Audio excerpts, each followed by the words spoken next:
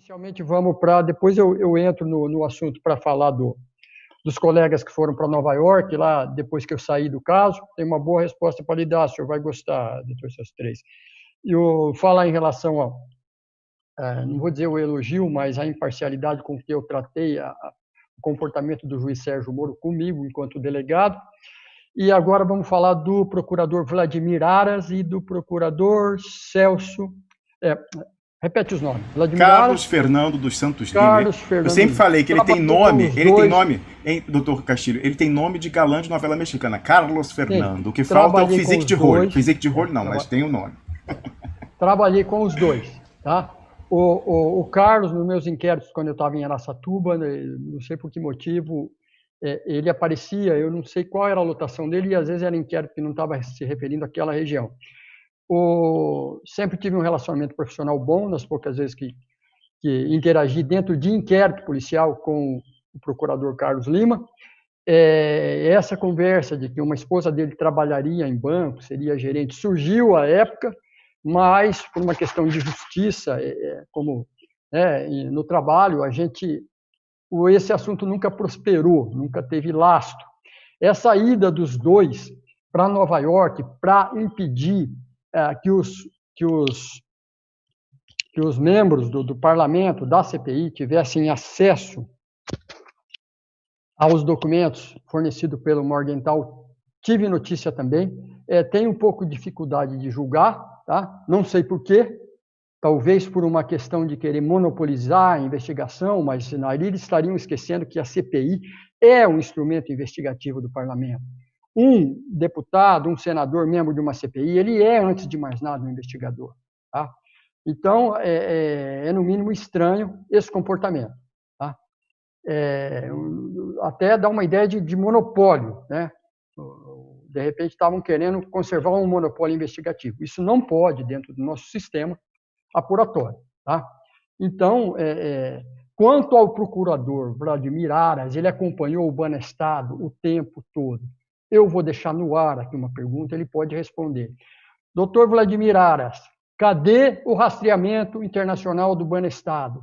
O que aconteceu? Onde o senhor estava a hora que o senhor viu que eu fui afastado, que eu denunciei a interrupção, e não foi retomado o rastreamento da terceira camada de contas, a partir da conta Beacon Hill, para pagar todos os outros demais bancos em Nova York, contas do Banco Araucária, contas do Banco del Paraná, dentro de Nova York, Banco Integração, e esses bancos e outras empresas pagando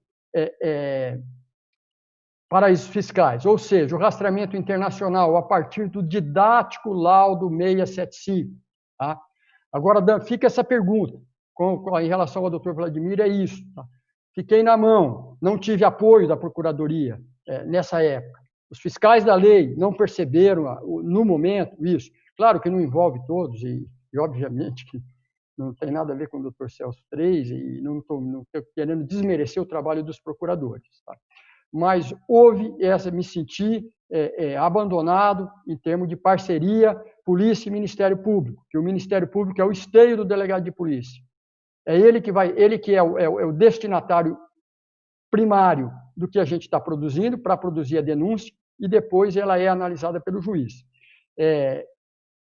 Entendo que Vladimir Aras... Doutor Castilho, olha só, enquanto o senhor está falando, eu coloquei na tela uma imagem do procurador Vladimir Aras, para as pessoas juntarem o nome à fisionomia. A pergunta fica essa. Eu escolhi, doutor Castilho, é justamente uma matéria do site Consultor Jurídico, de 16 de agosto do ano passado, com o título Deltan Dallagnol fez lobby com Moro e no STF para colocar o Vladimir Aras na PGR. Então ele foi o candidato da Lava Jato, derrotado, mas entrou seu primo Augusto Aras. Mas quem quiser reforçar o coro com o Dr. Castilho, eu sugiro, o Vladimir Aras tem perfil no Facebook, no Twitter, ele inclusive me seguia no Twitter. Aí eu falei no ar que ele me seguia, ele me disse seguiu para não dar na pinta. Mas tá aqui, ó, o Twitter dele, ele tá sempre muito ativo e tal. Quem quiser reforçar o coro aí do Dr. Castilho, é só ir ao Twitter. O Twitter dele é @Vladimir Aras, fácil de achar, pra gente saber então por que não foi-se atrás, àquela altura, da terceira camada, como aludia o delegado Castilho. Por favor. O trabalho de Nova York foi didático. O laudo 675 foi exaustivo. deu uma rota inequívoca, traçou um mapa da rota da lavagem de dinheiro nacional brasileira, clara como o dia. Tá? Isso, eu comecei a parecer um extraterrestre falando nesse rastreamento, parece que ninguém ouvia. Falei diversas vezes, me pus à disposição de alguns procuradores da época, inclusive do próprio Vladimir, para ajudar no rastreamento, para ser convocado de volta, não recebi o convite. E fica essa pergunta no ar. Em relação à pergunta do Celso. Celso, o que aconteceu foi o seguinte, essa pergunta, quando ele mencionou o nome do procurador Vladimir Aras, ela acaba respondendo a sua. Depois que eu saí do caso, tá, me afastaram do caso, e o perito Renato, que estava comigo em Nova York, que é o autor do laudo 675, juntamente com o perito Eurico, ele também foi afastado das investigações, e tanto eu como os peritos começamos a sofrer retaliações internas dentro do órgão. Até aí tudo bem. Então, você vai para um canto, você começa a ser designado a trabalhos de menos importância, e até aí tudo bem, faz parte do jogo dentro da organização. Não tem como mudar isso aí, que é da própria natureza humana. O Ministério Público, então, assim como o governador Requião me requisitou para participar como corregedor de ouvidoria e corregedoria no governo dele. Doutor Castilho, uma interrupção brevíssima, que é o seguinte, eu vou mais uma vez fechar a minha imagem aqui, mas está todo mundo te ouvindo e eu continuo ouvindo o senhor também, mas vai ficar preto aqui, mas pode seguir no seu relato preciosíssimo. Perito Renato foi convidado pelo Ministério Público para integrar e ocupar uma função dentro do Ministério Público, e ele levou o laudo 675 para o Ministério Público, cópia, que eu mesmo enviei ao procurador Luiz Francisco, quando eu voltei de Nova York, enviei todo o material do Banestado para o procurador Luiz Francisco, e aquilo foi tratado como uma força-tarefa pelo Ministério Público, conforme você falou, Celso, exatamente conforme você falou, foi tratado como uma força-tarefa. Perito Renato foi para lá, organizou lá dentro, com todo o apoio dos procuradores e toda a infraestrutura, e um órgão de análise e pesquisa lá, onde fomentou em muito as investigações próprias do Ministério Público, e o perito Renato, justamente com com meus contatos, que ele participou também, do promotor Washburn, do procurador-geral Robert Morgenthau, dos contatos do FBI, dos contatos até de promotores da Suíça, etc., eles começaram a retornar a Nova York, dando sequência exatamente do trabalho que nós tínhamos parado. Mas por razão que eu desconheço, perdeu-se o foco, o simples foco de se quebrar a camada das contas. Por exemplo, o procurador Deltan Dallagnol viajou algumas vezes com o perito Renato e mais algumas pessoas para Nova York, que eu tenho essa notícia. Tá? No entanto, o rastreamento internacional do Banestado perdeu o foco. A simples continuidade era só se a gente focar a meia dúzia de banco ali de Nova York, com a conta principal, que era a Beacon Hill, pagando bilhões. Por que não se deu uma sequência lógica do laudo 675? A verdade é que se atirou para todos os lados, mas nesse momento não há culpados. É difícil dizer quem foi o culpado. A verdade é que a interrupção naquele momento do meu trabalho tirou a dinâmica, que em poucos meses, em poucas semanas, nós teríamos completado o rastreamento todo, até os paraísos fiscais, e aí sim os cartões de autógrafo das contas apareceriam, ou do brasileiro que mandou o dinheiro, ou do seu procurador assinando, e você teria condição rápida e fácil de fazer a prova, a materialidade cabal, para denúncia e para condenação. Isso não ocorreu, razão que eu já expliquei, de tanta processo inócuo, sem fim no Banestado e tantas absolvições. Isso eu expliquei. Perfeito. Doutor Castilho, para ter certeza de que o Vladimir Aras vai responder essa pergunta, um espectador aqui acabou de fazer a pergunta lá no Twitter, colocando a transmissão de hoje, marcou o procurador, Vladimir Aras, cadê o rastreamento final da terceira camada das contas do Banestado no exterior? e aí colocou o hashtag #BaneStadoLeaks, marcou o senador Roberto Requião. Senador, então você pode até retweetar para dar uma força lá. Marcou no Twitter o Celso 3, me marcou e por isso eu vi o programa. E eu, para reforçar, estou aqui retweetando com a pergunta: cadê Vladimir Aras? Então, quem quiser reforçar, estamos aí com milhares de pessoas nos assistindo, vá lá no meu Twitter agora e retweeta para o Vladimir Aras poder ter ciência dessa pergunta tão importante que é feita a ele e poder dar o devido esclarecimento. Doutor Castilho. E agora, voltando ao doutor Celso 3, eu achei perfeito a sua defesa do delegado Protógenes, foi perfeita, tá? Eu me senti até um pouco constrangido de ter falado no nome dele e não ter me vindo a necessidade. O senhor brilhantemente falou. Protógenes foi perseguido, foi condenado por uma coisa pífia, e até uma piada se falar em vazamento hoje, depois da Lava Jato, depois de tudo que aconteceu, que a gente vê na mídia dia a dia. O investigado acaba de dar um depoimento, está na íntegra lá. Então, foi perfeito, tá? Esse servidor público merece ser absolvido, tem que ter um olhar mais atento das autoridades para que não se faça injustiça. É uma piada manter uma condenação dessa, haja vista a realidade. É a teoria tridimensional do direito, fato, valor e norma. Tá? No momento que um fato deixa de ser relevante socialmente, a norma tem que ser mudada. Mesmo a norma posta, como já é a sentença transitada. Se hoje um vazamento é nada, tanto é que nem se investiga mais vazamento, por que ele está condenado por vazamento? Teoria tridimensional do direito, que o Protógenes pode até usar aí com seus advogados para uma nova tentativa de absolvição mesmo. Tá? Fato, valor e norma. Vazamento perdeu no país a força que tinha para ser um fato socialmente relevante. Então, a norma tem que se adequar. A norma posta, que é a sentença, tem que ser revista. Parabéns pelo posicionamento. Tá? Deixa eu falar Castilho, mais um pouco. Só uma observação. A manutenção da condenação do Protógenes Queiroz, que está asilado aqui na Suíça, porque o governo da Suíça reconheceu ele como um perseguido no seu país de origem, o Brasil, isso mostra um peso, duas medidas no judiciário. Como é que a Lava Jato vazou até como tática para ter sucesso na operação? Isso está dito pelo Sérgio Moro na resenha que ele fez lá, o artigo da sua avaliação sobre o que provocou o sucesso da Mãos Limpas, que foi o seu modelo na Itália. Ele fala, não, tem que manter uma novelização, fase, vazar para a imprensa, trazer a imprensa e a população para o seu lado, porque aí você consegue enfrentar os poderes constituídos, políticos, econômicos e tal. Desde o certo e errado, isso desde o início ele teve em mente que era necessário ele suprir de uma forma contínua a imprensa para manter o noticiário aquecido, novelizando, porque o braço midiático era muito importante na avaliação dele para o sucesso da persecução penal. Mas, nesse caso, né, então, o Sérgio Moro fez isso, ele foi louvado, chegou ao Ministério da Justiça do Brasil, e alguém que fez, ou teria feito, é alegado que fez um vazamento muito mais singelo, episódico, foi demitido do funcionalismo público, a ele foi imputado o cometimento de um crime e teve que terminar asilado. Então, se é verdade, se a jurisprudência ela tem que ser, né, constante, a gente tem que ter segurança jurídica, não faz nenhum sentido o Protógenes Queiroz estar aqui asilado e o Sérgio Moro ter chegado ao Ministério da Justiça do Brasil. Doutor Castilho.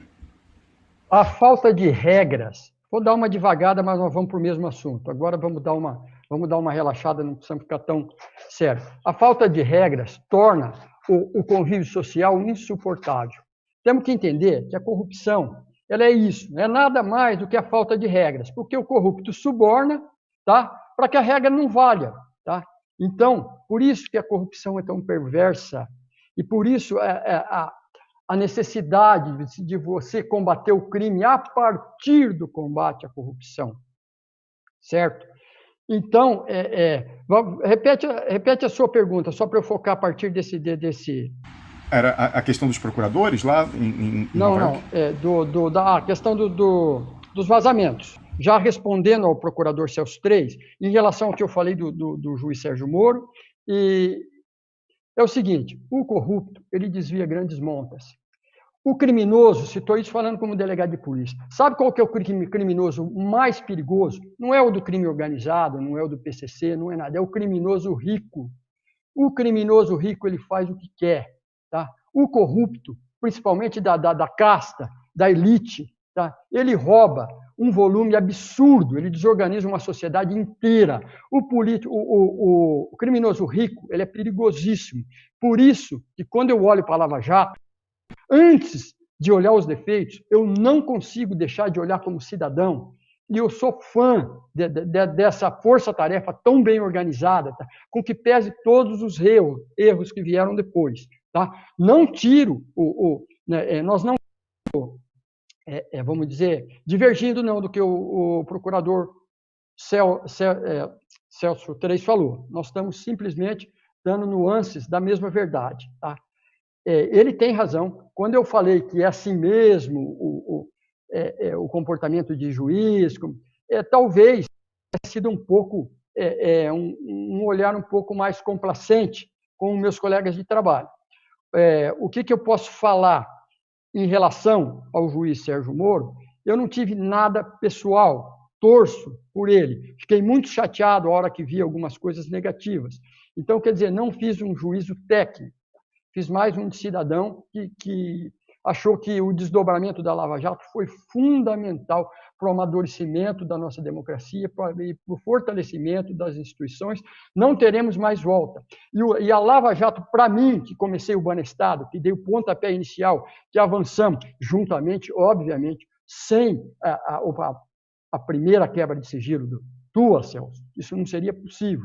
Então, doutor Castilho, só voltando à questão da Lava Jato, só uma pergunta aqui, eu sequer perguntei para o senhor isso antes. Nesse espírito, então, de realmente superar e amadurecer as instituições, partindo da suposição de combate à corrupção, como vem sendo feito, contribuiria para isso, estou tomando pelo valor de face a sua crença. O senhor apoiaria a pressão que nós fazemos aqui para o ex-presidente Lula vir à Suíça, procurador-geral, pedir o documento completo em que nós poderemos conhecer os 106 nomes da cúpula do judiciário que são ocultados pelo senhor Luiz Edson Fachin há 3 anos? Posso responder? Por favor. A posição de jornalista investigativo está perfeita. Apoio sim, por que não? Tá perfeita. Isso é necessário, tá? Porque do contrário, não teremos uma sociedade organizada. Precisamos ter profissionais sérios em todos os ramos. Isso é importantíssimo. Quanto aos colegas do Ministério Público, o próprio Deltan, logo depois ele participou dessa força-tarefa que o Celso fala, tá? Deltan Dallagnol, ele foi diversas vezes para os Estados Unidos, se esforçaram, tá? Diversos delegados que assumiram o inquérito-mãe se esforçaram, só que por algum motivo o foco claro, simples e cristalino do laudo 675, a partir da conta Beacon Hill, que já era a terceira camada de contas, tá? Quebrada, não se fez a quarta quebra de forma ampla e generalizada, sendo que as autoridades americanas estavam todas à nossa disposição. Isso aí eu consegui com o meu discurso, com o meu empenho, que foi simplesmente deletado. Tanto é que os americanos ficaram abismados e teve até nota jornalística lá, dizendo, cadê o delegado Castilho que não voltou? Tal. Eu não sei como é que o pessoal respondeu. Quanto ao procurador Vladimir Aras, ele assumiu o comando dessa força-tarefa, se eu não estiver enganado, ou ele teve em posição, depois ele chefiou alguns órgãos, teve condição de fiscalizar que o rastreamento não estava sendo. Por isso que eu fiz a pergunta a ele. O doutor Castilho, eu queria trazer até uma pontuação sobre essa questão, a trajetória profissional do Vladimir Aras, procurador, que nos foi dada pelo professor Luiz Moreira, constitucionalista, ex-membro do Conselho Nacional do Ministério Público, e que foi uma testemunha ocular dentro das instituições, disse o seguinte: lá atrás o Vladimir Aras já estava postulando concorrer à PGR contra o Rodrigo Janot, que acabou entrando. Então, foi feita uma composição, uma frente ampla do senador Requião. Eles eram um PRI dentro da PGR, e aí pegaram todos os rivais e botaram num chapão, numa chapa única, para não ter concorrência. E aí, então, como prêmio de consolação, o Vladimir Aras ficou com a coordenação da cooperação internacional. Então, ele ficou durante todo o mandato do Rodrigo Janot à frente da Procuradoria da República, numa posição privilegiada para dar sequência a isso que você pede, ver a terceira camada das contas lá em Nova York, mas não me consta que isso tenha sido feito, doutor Castilho. Bom, nessa brincadeira toda, nós perdemos 10 anos de combate à corrupção no país, até vir a Lava Jato, que para mim, ainda na linha da resposta para o doutor Celso, a Lava Jato para mim foi quase que uma eu lavei a alma a hora que eu vi. a lei, o império da lei sendo feito. É claro que eu estou com aquela complacência de cidadão, com vontade ferrenha de combater a corrupção, mas o senhor não está errado em suas considerações, está perfeito. Entendo que a imparcialidade do juiz é necessária, mas particularmente, e por isso que eu não estou fazendo defesa e nem ataque, eu não acompanhei muito essa história da Intercept e todas aquelas notícias, porque tinha um pouco de fake news, não tive paciência para ver. Então, não posso fazer a defesa, mas não quero fazer o ataque. Mas o senhor está perfeito. Mais ou menos a mesma consideração que o senhor fez com o Brindeiro. Falou, olha, o Brindeiro, no que pese e tal. O senhor quis ficar neutro, porque ele foi um bom profissional em alguns aspectos que o senhor pôde ver. Então, mais ou menos, eu acho que nós estamos na mesma linguagem, não estamos divergindo.